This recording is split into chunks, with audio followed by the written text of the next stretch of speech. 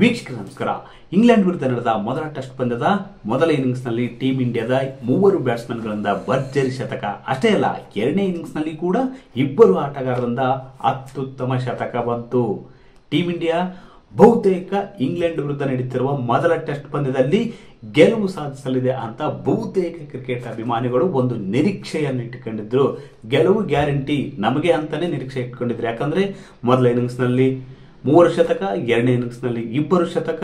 ಹೀಗಾಗಿ ಮತ್ತೆ 5ನೇ ದಿನದಲ್ಲಿ ಬಂದ ಸಣ್ಣಗಿನ ಮಳೆ ಕೂಡ ಟೀಂ ಇಂಡಿಯಾಗೆ ಗೆಲುವು ತಂದುಕೊಡಲಿದೆ, ಇಲ್ಲವೇ ಡ್ರಾ ಆಗಲಿದೆ ಅಂತ ಬಹುತೇಕ ಅಭಿಮಾನಿಗಳು ನಿರೀಕ್ಷೆ ಇಟ್ಟುಕೊಂಡಿದ್ರು. ಆದ್ರೆ ಈ ನಿರೀಕ್ಷೆಯನ್ನೆಲ್ಲ ಇಂಗ್ಲೆಂಡ್ ಬ್ಯಾಟ್ಸ್ಮನ್ಗಳು, ಇಂಗ್ಲೆಂಡ್ ಆಟಗಾರರು ಹುಸಿಗೊಳಿಸಿಬಿಟ್ರು.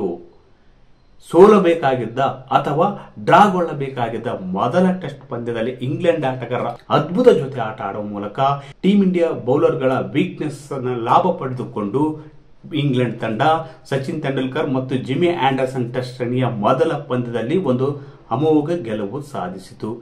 2 ಇನ್ನಿಂಗ್ಸ್ ನಲ್ಲಿ ಬ್ಯಾಟಿಂಗ್ ನಿಂದ ಅಮೋಘ ಪ್ರದರ್ಶನ ನೀಡಿದ್ರು ಕೂಡ ಟೀಂ ಇಂಡಿಯಾ ಸೋತಿದ್ದಾಕೆ.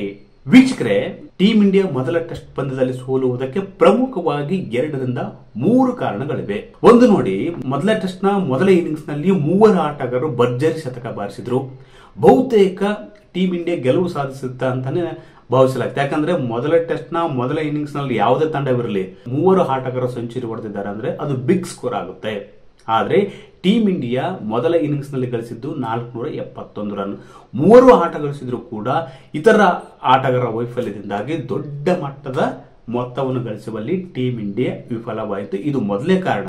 3 ಆಟಗಾರರು ಸೆಂಚುರಿ ಬಾರಿಸಿದ್ದು ಬಿಟ್ರೆ ಬೇರೆ ಯಾರ ಆಟಗಾರರು ಅತ್ಯುತ್ತಮ ಪ್ರದರ್ಶನ ನೀಡುವಲ್ಲಿ ಮತ್ತು ದೊಡ್ಡ ಮಟ್ಟದ ರನ್ ಗಳಿಸುವಲ್ಲಿ ವಿಫಲರಾಗಿದ್ದರಿಂದ ಈ ಸ್ಕೋರ್ 471ಕ್ಕೆ ನಿಂತಿತು.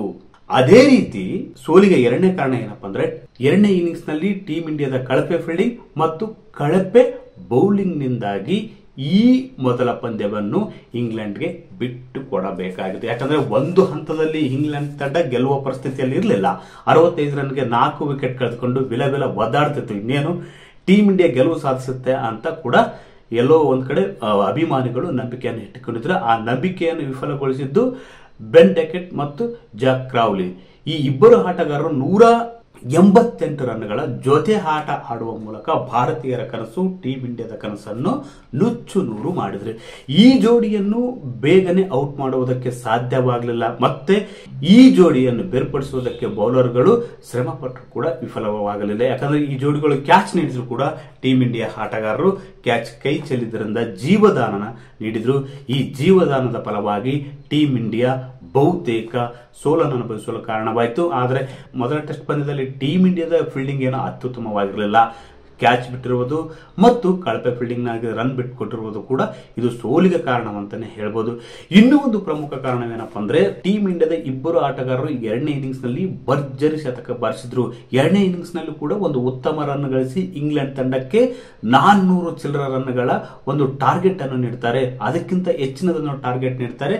ಹೀಗಾಗಿ ಅಂತಿಮ ದಿನ ಅಂದ್ರೆ 5ನೇ ದಿನದಲ್ಲಿ ಇಂಗ್ಲೆಂಡ್ ಆಟಗಾರರಿಗೆ ಈ ಗುರಿ ತಲುಪಲು ಸಾಧ್ಯವಾಗುವುದಿಲ್ಲ ಅಂತ ನಂಬಲಾಗಿತ್ತು. ಆದ್ರೆ ಇದು ಕೂಡ ಖುಷಿ ಆಯ್ತು. ಯಾಕಂದ್ರೆ ಇಬ್ಬರು ಶತಕ ಬಾರಿಸಿದ್ರು ಕೂಡ 77 ರನ್ಗಳ ಅಂತರದಲ್ಲಿ ಟೀಂ ಇಂಡಿಯಾದ 7 ಮಂದಿ ಆಟಗಾರರು ಔಟ್ ಆಗಿದ್ದು ಕೂಡ ಟೀಂ ಇಂಡಿಯಾ ಹಿನ್ನಡೆಗೆ ಕಾರಣವಾಯಿತು. ಅಷ್ಟೇ ಅಲ್ಲ, ಅಂತಿಮ ದಿನದಲ್ಲಿ ಪ್ರಸಿದ್ಧ ಕೃಷ್ಣ ಹಾಗೂ ಶಾರ್ದೂಲ್ ಠಾಕೂರ್ ತಲಾ 2 ವಿಕೆಟ್ ಕಿತ್ತಿದ್ದು ಬಿಟ್ರೆ ಬೂಮ್ರಾ ಅವರು ಅತ್ಯುತ್ತಮವಾದ ಬೌಲಿಂಗ್ ಪ್ರದರ್ಶನ ಮಾಡಲ್ಲ.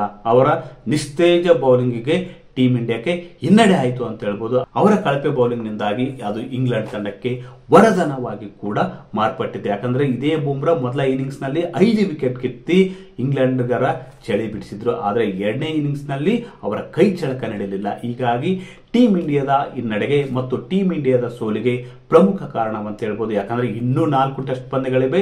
ಬಹುತೇಕ ಇನ್ನುಳಿದ ಟೆಸ್ಟ್ ಪಂದ್ಯಗಳಲ್ಲಿ ಭಾರತ ಒಂದು ಪಾರಮ್ಯವನ್ನು ಮೆರೆದ್ರೆ ಮತ್ತು ಇಂಗ್ಲೆಂಡ್ ವಿರುದ್ಧ ಒಂದು ಮೇಲುಗೈಯನ್ನು ಸಾಧಿಸಿದ್ರೆ ಸರಣಿ ಗೆಲ್ಲುವುದು ಕಷ್ಟವೇನಲ್ಲ. ಆದರೆ ಆರಂಭಿಕ ಪಂದ್ಯದಲ್ಲಿ ಮೊದಲ ಟೆಸ್ಟ್ ಪಂದ್ಯದಲ್ಲಿ ಗೆಲ್ಲುವ ಅವಕಾಶಗಳನ್ನು ಟೀಂ ಇಂಡಿಯಾ ಕಳೆದುಕೊಂಡಿದ್ದು ಅಭಿಮಾನಿಗಳಲ್ಲಿ ಒಂದಷ್ಟು ಬೇಸರ ತರಿಸಿದೆ. ಯಾಕಂದ್ರೆ ಗೆಲ್ಲುವ ಅವಕಾಶಗಳು ಟೀಂ ಇಂಡಿಯಾಗೆ ಜಾಸ್ತಿಯಾಗಿತ್ತು. 371 ರನ್ಗಳ ಗುರಿಯನ್ನು ಒಂದೇ ದಿನದಲ್ಲಿ ಬೆನ್ನಟ್ಟುವುದು ಅಷ್ಟೊಂದು ಸುಲಭವೇನಲ್ಲ, ಅದು ಟೆಸ್ಟ್ ಪಂದ್ಯದಲ್ಲಿ.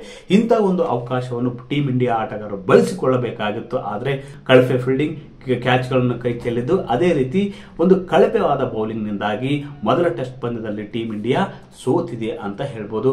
ಒಟ್ಟಾರೆಯಾಗಿ ಇನ್ನುಳಿದ 4 ಪಂದ್ಯಗಳಿದ್ದು ಬಹುತೇಕ ಈ 4 ಪಂದ್ಯಗಳಲ್ಲಿ ಯಂಗ್ ಇಂಡಿಯಾ ಬಹುತೇಕ ಅತ್ಯುತ್ತಮವಾದ ಫಾರ್ಮ್ ಅನ್ನು ತೋರುವ ಒಂದು ವಿಶ್ವಾಸದಲ್ಲಿದೆ. ವೀಕ್ಷಕರೇ, ಈ ಮಾಹಿತಿ ಇಷ್ಟವಾದಲ್ಲಿ ವಿಡಿಯೋ ಶೇರ್ ಮಾಡಿ, ಲೈಕ್ ಮಾಡಿ, ಕಮೆಂಟ್ ಮಾಡಿ.